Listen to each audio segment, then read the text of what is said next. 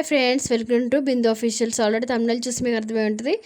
ఏమంటే నిల్వ మనము పులిహోర పులుసు ఇలా పెట్టుకోవాలని నేను ఈ వీడియోలో చెప్దాం అనుకున్నాను. ఫస్ట్గా మనం స్టార్టింగ్ అయితే చింతపండు అయితే ఇలాగైతే నానబెట్టుకొని ఉంచుకోవాలండి. దాని తర్వాత మనం ఏమంటే ఒక ప్యాన్ తీసుకుని దాని సరిపడా ఆయిల్ అయితే తీసుకోవాలి. మనం ఎంతైతే నీళ్ళు పెట్టుకుందాం అనుకున్నామో అంతవరకు మనమైతే చింతపండు నానబెట్టుకున్న తర్వాత ఒక ఆయిల్ తీసుకోవాలన్నమాట. దాని సరిపడా కొంచెం ఆయిల్ ఎక్కువ ఉంటేనే నిల్వ ఉంటుంది కాబట్టి కొంచెం ఎక్కువ ఆయిల్ తీసుకోవాలి. ఆయిల్ తీసుకున్నది యాజ్ యూజువల్గా మనమైతే కామన్గా జీలకర్ర, ఆవాలు, అలాగే పల్లీలు ఇవన్నీ వేసుకొని దూరగా అయితే వేయించుకోవాలి ఫ్రెండ్స్.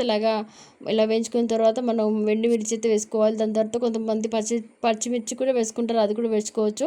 వేసుకున్నాక కొంచెం దూరగా వేయించుకున్న తర్వాత యాజ్ యూజువల్గా మనమైతే 2 స్పూన్లు అలాగా పసుపు అయితే తీసుకోవాలి. నేను ఎక్కువ తీసుకున్నాను కాబట్టి దాని తగ్గట్టు నేనైతే వేసుకున్నాను. మీరు ఎలా ఎంతైతే క్వాంటిటీ తీసుకుంటారో అంతకైతే మీరు వేసుకోండి. దాని తర్వాత యాజ్ యూజువల్గా ఫస్ట్ టైం నా వీడియో కనిపిస్తే ప్లీజ్ లైక్ చేయండి, షేర్ చేయండి, అలాగే సబ్స్క్రైబ్ చేయడం మానకండి. అలాగే ఎలా ఉందో అనేది కూడా ఒకసారి కామెంట్ చేయండి.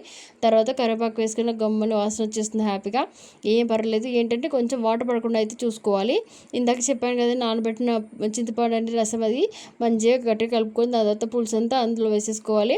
వేసేసుకున్నాక చాలాసేపు అయితే మరిగించుకోవాలండి. ఎంత మరిగిస్తే అంతగా చిక్కగా వస్తుంది మనకు పులిహోర అనేది. మనం ఇది ఇప్పుడు మనకు వేసవికాలం కాదు కాబట్టి, మనకు రెయినీ సీజన్ కాబట్టి ఈజీగా మనకైతే 3-4 రోజులలో అలాగే ఉంటుంది అనమాట. అసలు పాడవదు.